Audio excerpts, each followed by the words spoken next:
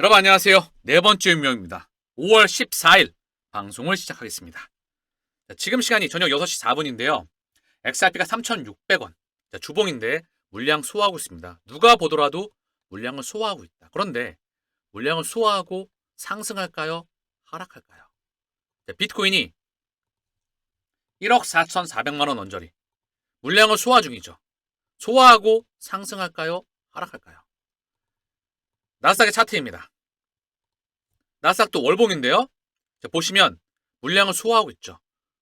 그리고 상승할까요? 하락할까요?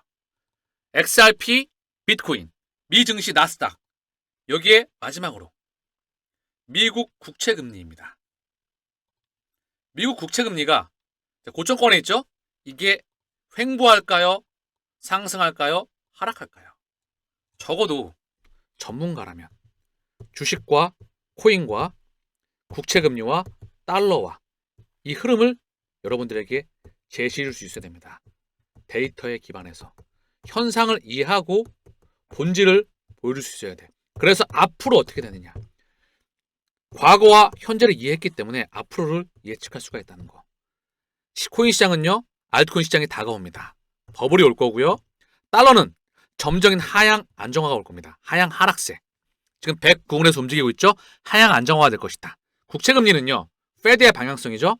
미국 중앙은행 페드는요. 금리를 인하할 수밖에 없습니다. 제 문장이 있죠.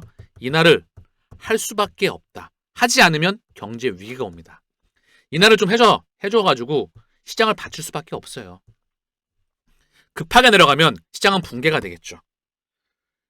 점진적으로 인하를 해주면서 시장을 받쳐줄 수밖에 없는 액션에 들어갈 수밖에 없다는 거죠. 그리고 유동성이 위험자산과 안전자산에서 현재 CMA와 머니마켓 펀드 여기에 자금이 몰려 있습니다. 아직 안전자산 또는 위험자산에서 방향성을 잡지 못하고 있죠. 허나 위험으로 방향을 틀 수밖에 없습니다. 이걸 인지하는 게 가장 중요하다. 주식과 코인은 왜 상승할까요? 먼저 주식을 보여드릴까요? 이 주식은요. 이 시장에 들어와 있는 자금이 보시면 2020년 코로나 팬데믹 때입니다. 이때 제로금리와 무제한 양적 완화였죠. 이때보다 지금 거래량이 더 많이 들어와 있습니다. 현재 들어와 있는 자금은 개인은 없어요. 기관, 외국인, 주요 쩐주들이라는 거. 그럼 뭐죠? 바로 그들의 자금이 들어와 있다. 시장을 받칠 수밖에 없습니다. 개인이 들어와야 시장이 끝이 나게 돼요. 모두가 노루할 때는 절대 위기는 오지 않습니다. 이미 노는 지나갔죠. 벌써 관세 이슈는 지나가고 있다.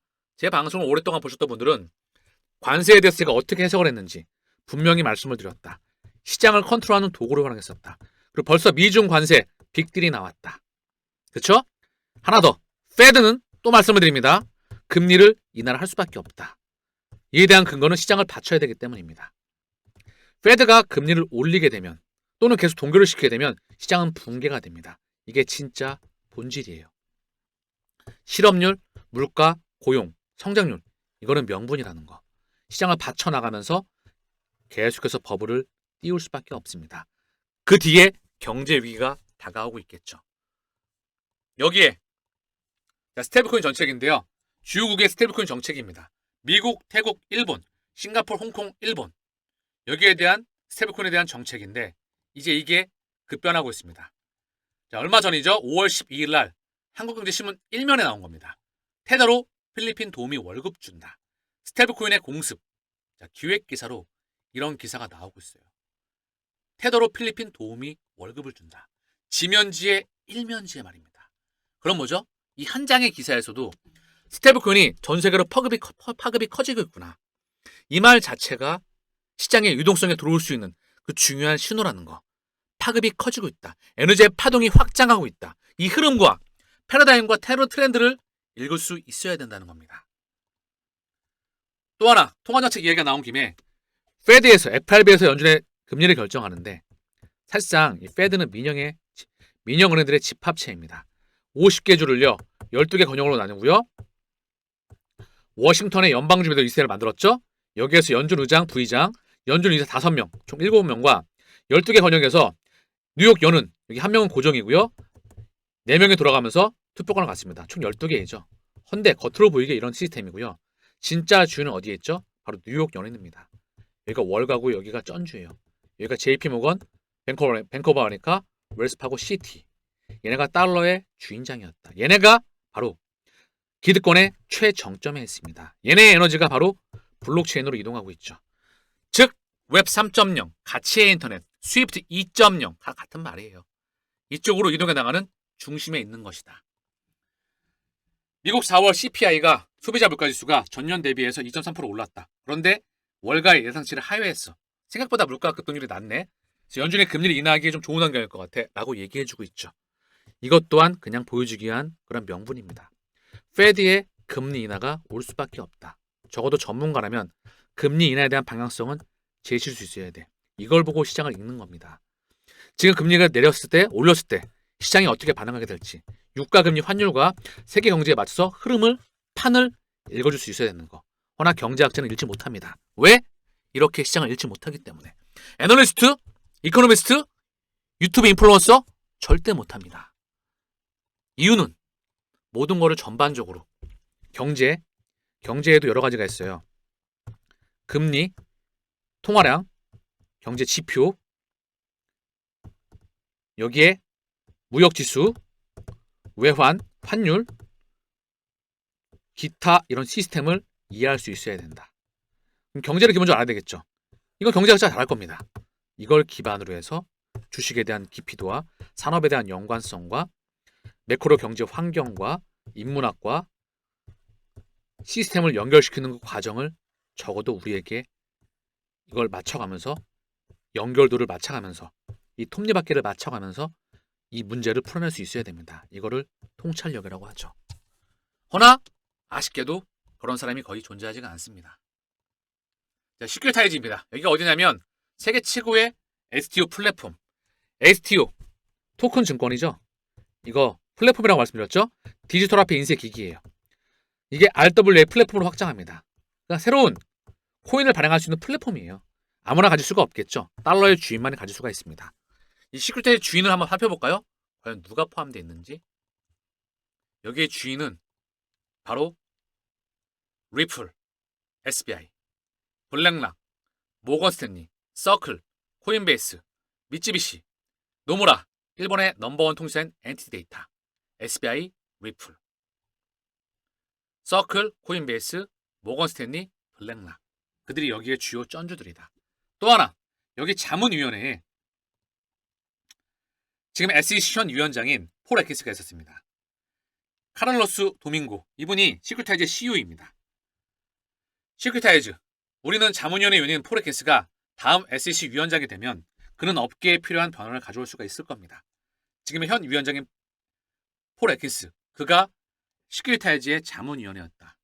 그리고 여기에 자문위원회에 이분만이 아니라 리플의 제임스 월러스가 현재 자문위원으로 있다.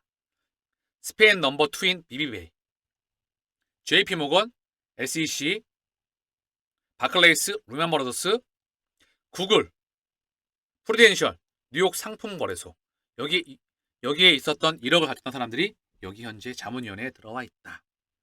그러면 여기 왜 제임스 월러스가 이름을 올리고 있을까요?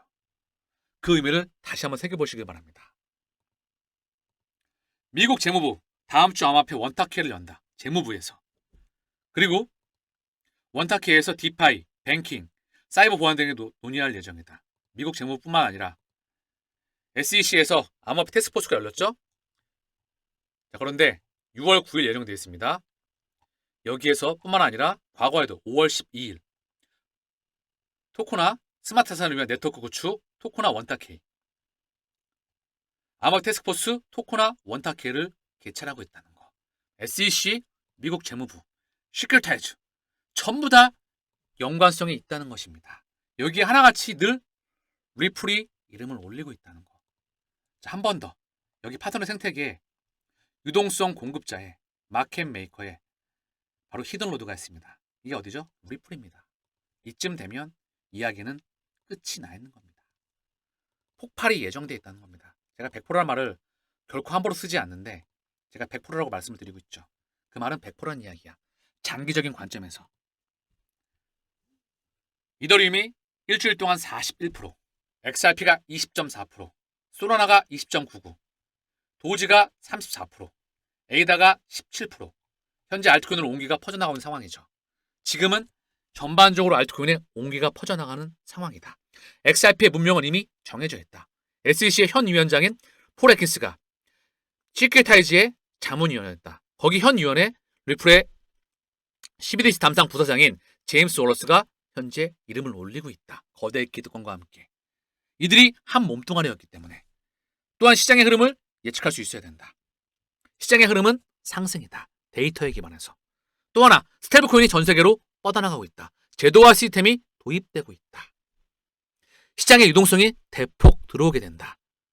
알트코인의 대시즌을 준비하시길 바랍니다. 그러기 위해선 고기 잡는 방법과 원리를 알아야 되겠죠. 본질을 읽을 수 있어야 된다.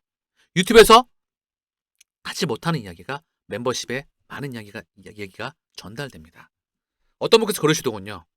7만원 때문에 고민하시다가 들어왔는데 들어오길 정말 잘한 것 같더라. 직접 들어와 봐야 알겠죠. 어떤 내용이 전달이 되는지. 또한 갈 길이 한참 많이 남았습니다. 평상시와 똑같이 걸어가십시오.